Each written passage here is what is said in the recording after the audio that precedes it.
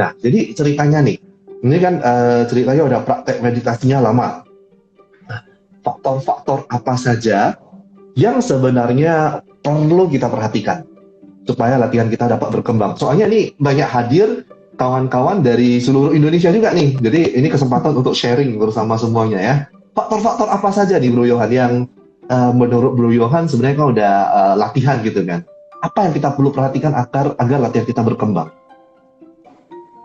Oke. Sebenarnya kalau meditasi itu sebenarnya yang paling berpengaruh itu sebenarnya itu adalah sikap. Jadi sikap itu kita ini harus mempunyai sikap yang baik. Sikap yang baik dari sini maksud saya adalah kita harus mulai sadar. Ini paling penting. Dalam artian kalau kita ini menurut saya untuk mempunyai sikap yang baik itu harus dimulai dari kesadaran masing-masing. Ini nggak bakalan bisa diajarin sama siapa-siapa. Kalau umpamanya dari diri kita ini sendiri nggak ada motivasi untuk jadi baik, ya susah gitu kan. Nggak bakalan ada yang bisa ngajarin seperti itu. Nah, itu. Jadi harus dimulai dari diri kita sendiri. Nah, karena seperti ini. Meditasi itu sebenarnya itu salah satu cara untuk membuat kita ini lebih sadar. Nah, banyak orang kan bilang meditasi, saya sudah bisa meditasi duduk sampai 2 jam gitu kan. Nah itu. Tapi kenapa kok di kehidupan sehari-harinya masih gelisah, masih marah, masih larut dalam pikirannya lah kalau kita lihat itu. Dan itu terjadi banyak di sekeliling kita gitu kan. Ada beberapa teman yang seperti itu kan itu. Nah, ini sebenarnya itu adalah satu menurut saya adalah satu persepsi yang harus dibenerin gitu. Karena meditasi itu sendiri kan kembali kan adalah sebenarnya melihat apa sih yang terjadi di dalam diri kita. Nah, dari sana ketika kita mulai sadar, oh di sana ada kegelisahan, di sana ada kebingungan, di sana ada dorongan-dorongan untuk bereaksi dan lain-lain apa segala macam. Nah, hal-hal ini, semua ini adalah yang mendorong kita untuk bertindak atau melakukan perbuatan. Sebenarnya itu adalah itu. Nah, ketika kita mulai melihat hal-hal ini di diri kita, saat kita meditasi duduk umpamanya seperti itu kan, ini kan sangat kelihatan sebenarnya. Nah, setelah kita mulai melihat ini, ya ada baiknya, oh ternyata aku sadar bahwa diriku ini mempunyai pola tertentu. Atau oh aku sadar bahwa aku ini kalau seperti ini gelisah atau yang lain. Nah, kemudian dari sana itu sebaiknya setelah dari meditasi duduk, ya kita akan lanjutkan nih hal-hal yang serba berkesadaran ini di kehidupan kita sehari-hari. Dan itu. Nah, karena kita juga harus nggak memungkiri ya, kita tidak bisa memungkiri bahwa ketika kita ini pas sedang latihan meditasi duduk, kita ini menjadi lebih tenang. Itu lebih tenang. Terus kemudian kita rasanya itu lebih apa ya? Yes, kalau kita ngomong damai lah gitu kan, yang gampangnya damai. Nah, dari perasaan yang damai ini atau tenang ini sebenarnya itu mendukung dari kegiatan kita sehari-hari. Kegiatan kita akan menjadi lebih hidup kita lebih sedikit lebih tidak gelisah, dan hidup kita akan menjadi sedikit tidak tersiksa lah dengan pikiran-pikiran itu. Dan ketika kita menerapkan lagi hidup berkesadaran di kehidupan sehari-hari kita, aktivitas sehari-hari kita, maka yang terjadi hidup kita akan lebih tenang lagi. Nah, ketika kita menjadi lebih tenang lagi, dan kemudian kita akan mengulang itu waktu kita sesi duduk, tentunya sesi duduknya akan jadi lebih baik lagi. Dan kemudian karena ini lebih baik, maka menunjang kehidupan sehari-hari kita jauh menjadi lebih baik lagi. Jadi ini seperti apa ya, saling tunjang menunjang, muter, dan ini saling kuat ketergantungan. Iya, betul.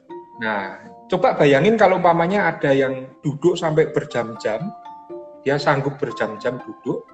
Kalau ditanya, kamu ngapain? Saya latihan menjadi sadar, kan seperti itu kan? Nah, ketika setelah dia duduk sampai berjam-jam, dia hanya berlatih kira-kira, oke lah 2 jam lah, seperti itu kan? Tapi sisa hidupnya, sehari-harinya, dia nggak sadar. Dia udah kembali ke habit yang lama. Terus latihannya terus buat apa? Karena nanti waktu dia kembali duduk, dia sebenarnya tuh ngulang dari nol. Restart dia berarti. Restart lagi lah, terus majunya sampai kapan gitu kan? Oke. Ini yang juga sering terjadi bahwasanya kadang kita nggak bisa bear masalah-masalah dalam hidup kita. Jadi sehingga kalau misalnya ketemu masalah, sebentar ya, saya mau meditasi dulu, sebentar. Meditasi. Jadi meditasi itu kadang dianggap sebagai pelarian jadinya, Bro Yohan ya. Jadi bahwasanya, buset, ini nggak bisa nih saya, maksudnya karena stres dalam kehidupan ini. Udah sebentar, saya meditasi dulu jadinya. Jadi berarti apa yang disampaikan Bro Yohan tadi adalah, ini buat kawan-kawan yang barusan mulai join, kawan-kawan yang barusan mulai latihan meditasi. Jadi apa yang disampaikan Bro Yohan tadi bahwasanya faktor apa yang perlu kita perhatikan agar latihan kita berkembang. Jadi yang sangat harus digarisbawahi adalah sikap yang baik, motivasi untuk menjadi baik.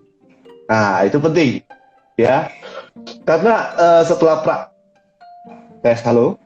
Jelas? Dengar suara? Oke, jelas. Oke. Karena setelah praktek meditasi duduk, kita akan lanjutkan dengan aktivitas keseharian di kehidupan kita. Karena melalui praktek meditasi duduk, kita akan menjadi lebih tenang. Dan akan kita bawa dalam kehidupan kita sehari-hari. Prakteknya. Ya, dan praktek dari kehidupan kita sehari-hari akan menunjang proses praktek meditasi duduk. Oke? Nah, setelah itu masih ada yang mau disampaikan lagi, Bro Yohan? Ada. Sikap yang baik, menurut saya, itu kita kan belajar mengapa kita ini harus mempunyai sikap yang baik.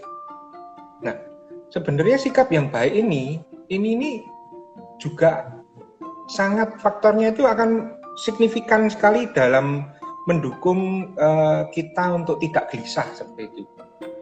Karena contohnya seperti ini, kayak umpamanya kita tidak melakukan satu perbuatan mencuri, itu contoh mencuri. Contoh lagi, kita tidak melakukan perbuatan yang jelek-jelek lah seperti itu, ya kan? Nah, dari